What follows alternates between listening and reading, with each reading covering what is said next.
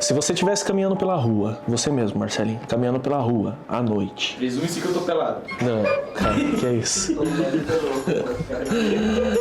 Caminhando pela rua, sozinho, à noite, e você escuta um assobio. Assim, só você e o assobio. Essa história eu não gosto, cara. Dá muito medo. Esse cara tá me dando um cagaço já. O que você faria? Eu acho que eu assobiaria também. Cagar Começaria a no cantar chão, junto. eu baixava pra tirar e cagar no chão. A gente... O que é mais perigoso? Quando o assobio tá longe ou o assobio tá perto? Isso aí, se você já conhece o Sem Tempo aqui, o canal, você já sabe qual que é o mais perigoso. Quando o assobio tá alto ou tá baixo? Tá baixo, dá mais medo, dá baixo. A maioria das lendas aqui, tá? E o assobiador, que é a lenda que eu vou contar aqui hoje, se o assobio tá baixo e dá a sensação que ele tá muito longe, é porque a entidade tá pertinho de você. E se você escutar um assobio, a pior coisa que você faz é assobiar de volta, porque a tendência é ele aparecer na sua frente porque você tá falando oi pra ele. Inclusive, a lenda que eu vou contar hoje, o assobiador, ele é muito conhecido aí pelo interior do Brasil, interiores de vários estados. Até aqui em São Paulo, mano. Minha mãe contava essa história quando eu era pequena. Em Rio Claro tem uma lenda muito forte de um assobiador e também do unhudo, que é uma outra lenda que eu vou contar aqui. Mas o assobiador, ele é tão assim, dá tanto medo, porque ele é uma das criaturas que ele não imita só você fazer o assobio. Dizem que o pessoal tava tocando a boiada perto da mata, e aí o pessoal falava boi, boi, boi, boi. Ele repetia do meio do mato. Boi, boi, boi. Como se fosse um eco. Isso, como se fosse um eco, exatamente. Hoje eu vou comentar um pouquinho sobre um relato de uma pessoa que quase foi pega pelo assobiador. Eu vou falar mais ou menos sobre as lendas, né, os relatos, porque o assobiador, ele tem, tipo, pelo menos uns 4 ou 5, aí a gente vai contar juntos aqui, mas ele tem pelo menos umas 4 ou 5 origens e parâmetros diferentes.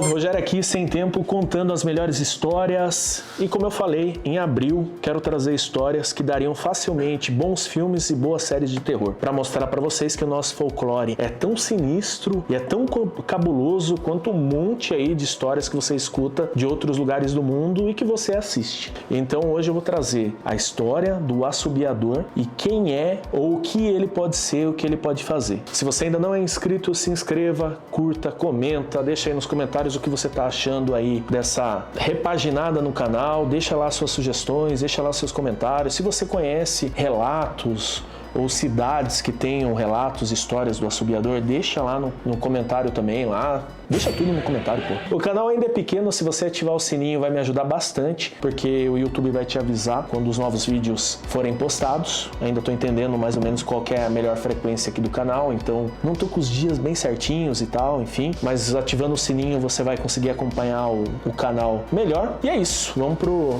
relato, pra história de hoje.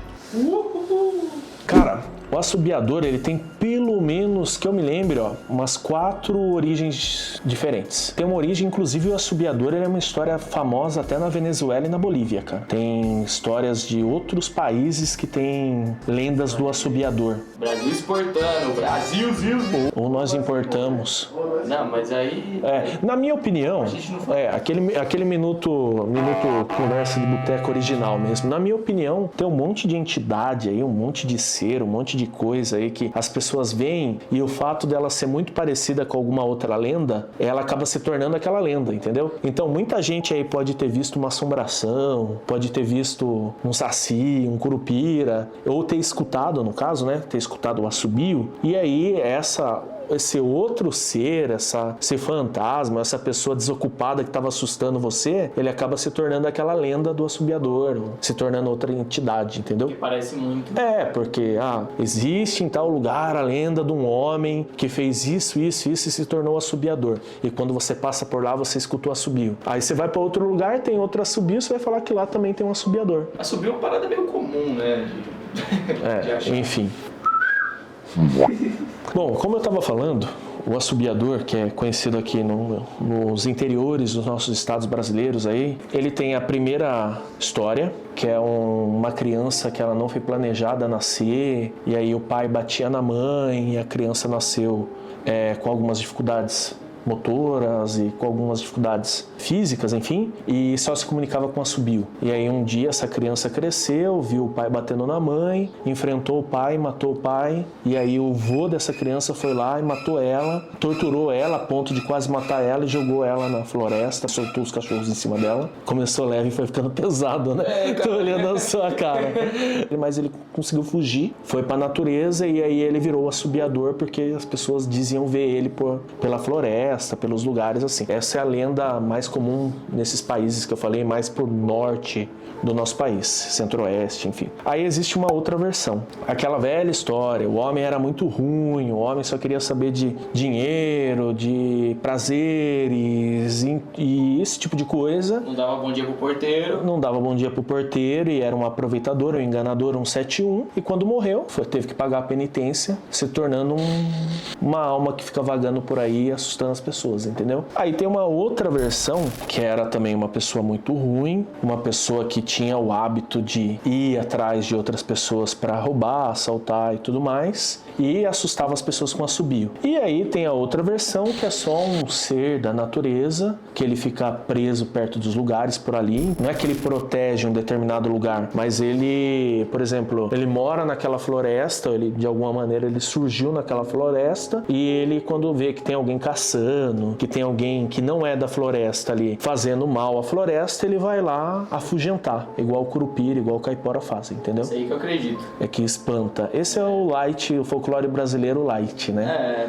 É mais tranquilo que a lenda, né, do cara que foi torturado, que matou o pai, foi torturado pelo avô e foi condenado a vagar assobiando por aí. Eu vou me concentrar nessa última versão, que é a versão popular brasileira, o assobiador, e relatos de pessoas que dizem que viram, escutaram ou que presenciaram alguma coisa do tipo que levava a crer que era um assobiador. Lá na minha cidade natal, lá em Itapeva, é uma cidade que ela tem muitos distritos, bairros afastados assim, que acabam crescendo a ponto de se tornar um distrito. É uma vila bem grande, longe do centro da cidade, mas são vilas estruturadas, assim, sabe? Mercadinho, igreja, lotérica, tudo tem lá, entendeu? Então as pessoas acabam nem indo tanto pra cidade, ficam nesses vilarejos. A minha mãe contava a história de quando ela era criança e ela morava num desses distritos, que tinha uma determinada época do ano, que eu não lembro qual, mas enfim, que as pessoas, quando elas atravessavam essa estradinha para ir desse distrito pro centro da cidade, elas escutavam assobio, entendeu? E tipo, sem explicação nenhuma, não morava ninguém ali por perto,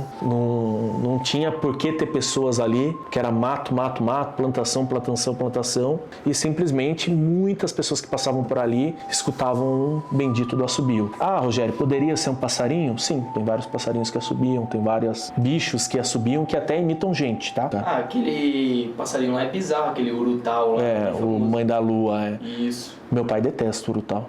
Tem pessoas que dizem que se o urutau apareceu, a probabilidade de você ver o saci é grande. É, inclusive meu pai fala isso.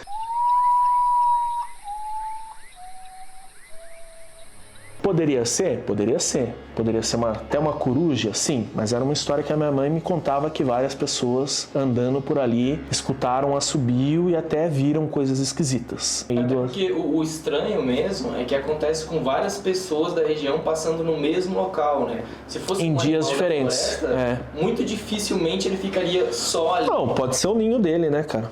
Pode ser o ninho dele, pode ser o habitat dele, entendeu?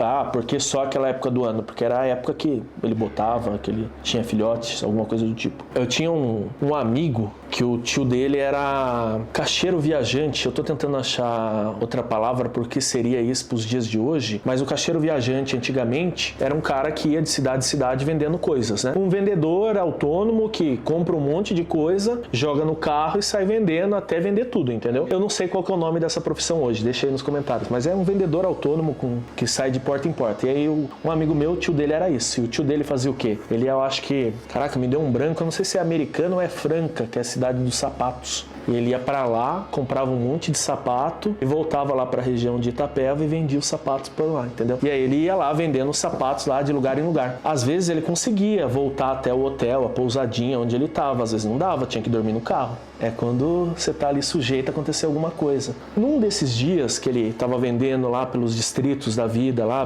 pelas estradinhas vicinais de terra lá, que ninguém passa, aquela coisa bem do interior mesmo, que é estradinha de terra, floresta e mato. Ele parou o carro num lugar que era mais seguro, mais tranquilo, deu aquela camuflada no carro, fez a janta dele, se arrumou para deitar e dormir. No meio da noite ele acordou com um assobio. Só que o assobio tava tipo muito alto. Do lado dele. Aí ele acordou assustado. Aí ele olhou para todos os lados do carro, falou, tem alguém pregando uma peça ou é bicho. Aí ele saiu do carro, o cara andava armado, os caras é outros tempos, tá? Então, tipo, saiu do carro e foi ver o que poderia ser, né? Olhou para um lado, olhou pro outro, nada. A hora que ele entrou para dentro do carro, de novo, subiu alto. Aí ele olhou e nada, né? Aí, tipo, o que ele fez, o que uma pessoa em sã consciência faria, né? Recolheu o acampamento, ligou o carro e vamos embora, né?